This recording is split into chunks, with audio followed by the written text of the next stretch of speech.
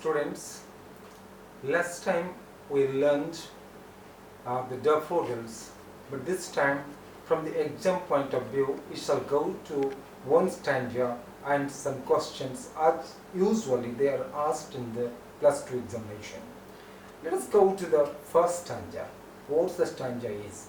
I wandered lonely as a cloud that floats high over wells and hills, when all at once I saw a crowd, a host of golden daffodils, beside the lake beneath the trees, fluttering and dancing in the breeze. So what happens? Usually in the plus 2 exam, 5 questions are asked from one stanza. Each question bears 2 marks. So the examinee is to answer the question, each question in about 30 words.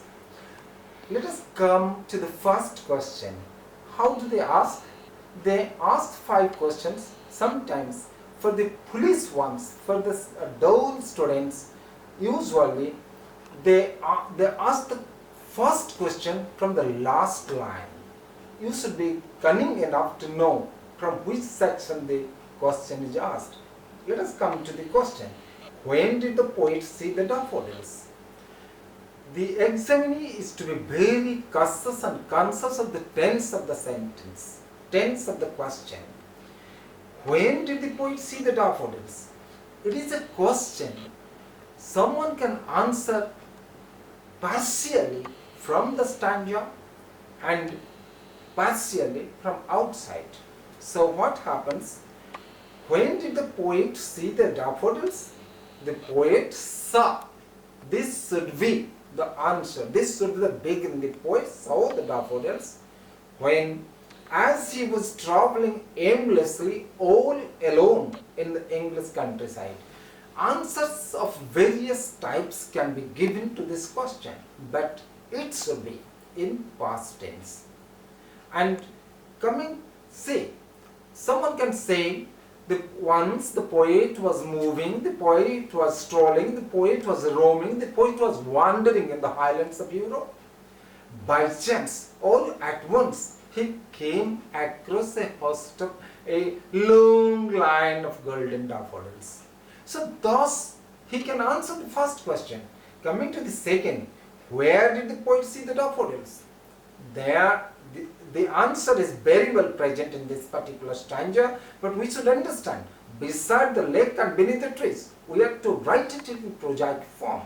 The poet saw the daffodils beside the lake and beneath the trees. But this constitutes a partial answer. We should be very careful of the answer. It should be very well defined. They were swaying in the breeze. There should be something before and something after the section described should be presented. Similarly, another question, what were the daffodils doing? The daffodils were swaying in the breeze. They were floating and dancing. This was the line of the poem. They were swaying in the breeze. So we should write in such a way so that it should listen beautiful. The golden colored daffodils were standing beside the lake and beneath some trees, and they were swaying in the breeze. That was an enchanting sight for the poet. Fourth question, how does the poet describe the unusually large number of golden daffodils? The poet has written a line, a host of golden daffodils. He behaves the daffodils as if they are some living beings. So he writes thus, the poet saw the daffodils as if 1,000 number of daffodils, uncountable number of daffodils were there beside the lake.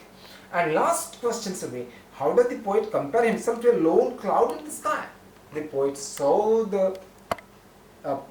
himself and compared himself to a lonely cloud floating, because he was also moving aimlessly. If those the answers are given, they would invite good marks. You should be careful, cautious, conscious of your word, of your writing too.